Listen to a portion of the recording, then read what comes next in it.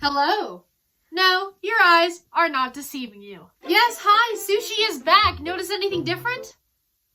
Like 2 things, because he actually did not get refurbished. Surprise! Yeah, there's no big difference here. So, before we get into today's video, I'm just gonna go over a quick update. Sushi was going to be refurbished by his original maker. However, his head is like completely destroyed. And because of that, he decided to make a new head for me, which was super nice. Alright, so this is Sushi 2.0, but unfortunately, I am unable to wear him. Okay, so my eyes are right here. My eyes are right here. His jaw moves, okay, but I can't see anything out of him. He does have hair fluff, but I can't find the magnet, and I don't know where it is at all. So if I was to, see out of the eyes, like do this, well, then you can't really hear me, and it closes this mouth. And because of my severe asthma, and me living in a place with poor air quality at the moment, it is nearly impossible to actually wear his 2.0 nearly impossible for me to wear his 2.0 head. Other than that, not sure how well you can see, but it has lycra. It's pretty good. Sushi, on the other hand, does not have an inside. I did manage to add this tongue. He did have no tongue. I kind of stole one of my mother's earrings and just used it as his nose ring because he also didn't have a nose ring. I did try to glue on his fur as much as I can, but it's really not sticking. Like that. So he has to be handled with a lot of care and love. However, his paws and his tail were fixed. His paws no longer have holes in them and are now lined with lycra. Unfortunately, some of the seams are coming loose, so again, I have to be really careful with pretty much all of Sushi. Hi! Let's start the real introduction to this video. I have missed you guys so much. These past few months without Sushi have been without a doubt the hardest in my entire life. For those of you that don't know, Sushi is like my everything. The furry fandom is my coping mechanism. It is my biggest, I guess, form of escapism, as you will. And like, a lot of furries, turn to the fandom for a form of escape. But just without Sushi, it was really hard. And even though I had 2 other suits, like, for videos or whatever, it just wasn't the same. So I am beyond thrilled to have Sushi back again. It feels so good to be wearing him again. Here are top 5 things that you should know about being a furry content creator. As a youngling, I always wanted to be a YouTuber. I always wanted to make content. It's just kind of where my passion is. I have an old Musical.ly account, which I will be reviewing here shortly, I'm sure, and old YouTube videos that I still have to this day. From when I was 11, 12, oh god, even younger than that actually. But there are a few downsides, and most of these were very unexpected, and I unfortunately had to learn the hard way. So today's video is top 5 things that you didn't know about being a furry content creator. Alright, number 1, it is difficult. That sounds really weird, but I'm using difficult as an umbrella term. It is very difficult in a multitude of ways. If you have a hard time suiting up, or your suits don't ventilate well, or you can't see well, or they're just really hot, it is physically demanding to be filming videos constantly back to back, especially when you're like me, a full-time student with a job, with, doing a whole bunch of other life things. It's difficult in the sense it is a learning curve. You have to learn how to act, you have to learn how to project, how to speak. It is difficult to produce content, but I do have an amazing editor, so it could be hard if you're the one who's producing your own videos. It could be emotionally exhausting. As you know, when you spend a lot of time on anything, you can just sometimes be brain dead. You're just completely out of it. That happens to me, not so much, I'm very thankful.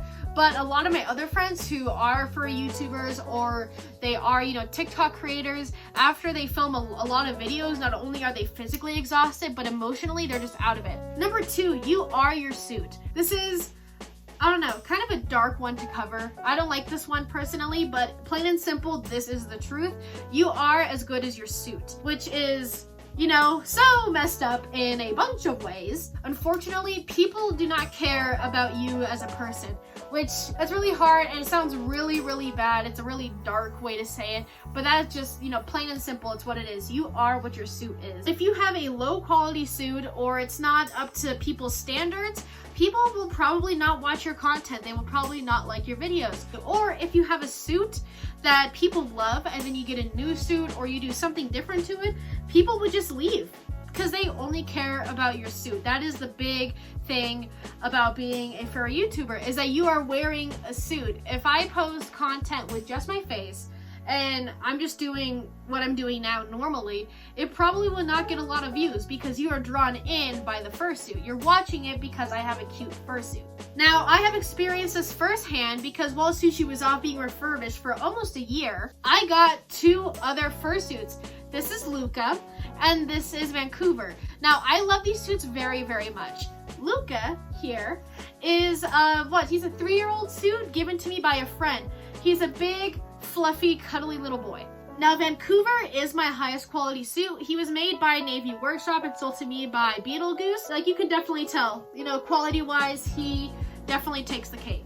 I was making the same content I was on TikTok and YouTube that I would with Sushi. All of my ideas and all of my drafts, they were all ideas I came up with while I still had Sushi in my possession. But when Sushi wasn't here, everything just kind of dropped. My engagement, my likes, my following, everything just took a nosedive, which is really unfortunate. Number 3, people will view you differently. Now that you are gaining a following and now that you are posting consistently, they will view you for what you show online. So online, you may be happy, you may be really cheerful, you may be really excited, really hyper, but behind the screens, you're dealing with a lot of stress and a lot of conflict. So when you meet people in person, they can treat you a certain way. People seeing you differently and people treating you differently, they tie in together, but I want them to be separate. I don't want it to be like, oh, you view me as this, but people treat you as that. I hope that makes sense. Number 4, it is hard to make friends.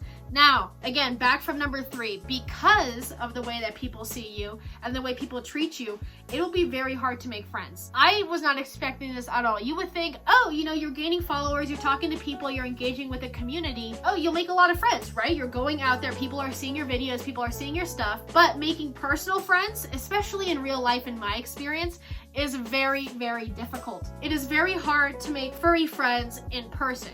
Because I'll say, oh, here's my suit, or oh, I'm Siberian Sushi, and then they'll recognize me, or they'll just see that, you know, I have this X amount of followers, or X amount of YouTube videos, or X amount of platforms. Then all of a sudden, their mindset changes. You are now an idol, you are now an inspiration, which is really cool, and those are really cool terms to, I guess, be called. But in a friendship, it doesn't work like that. You cannot be your friend's idol. You cannot put someone else on a pedestal because it is doomed to fail. We are people. Behind this beautiful fluffy fursuit, we are people too. Being friends with someone in real life becomes increasingly more difficult. My last 2 recent IRL friendships have ended because of this exact reason.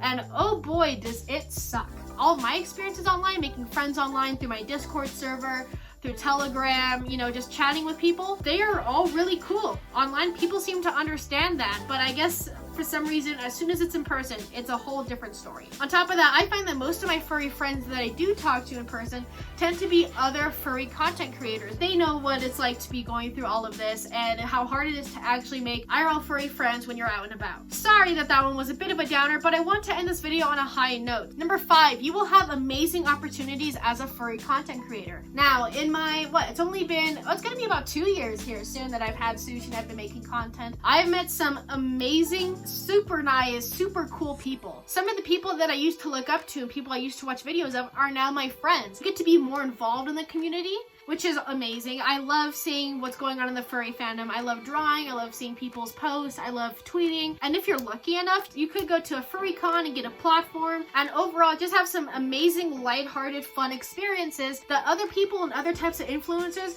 probably would not understand. They probably wouldn't get what it's like to be an influencer in the furry fandom and to overall just enjoy the opportunities that comes with our specific fandom. That is going to be it for this video. I hope you guys like the video. Make sure you click that subscribe button, hit that little bell so you don't miss another video with this beautiful boy. Alright, shout out to my patrons and a special shout out to The Real Retro, Bear Sinneth, Coffee House Kanan, and PJ Sandwich. You guys are amazing, and most of my patrons here on the screen have been a patron for over a year.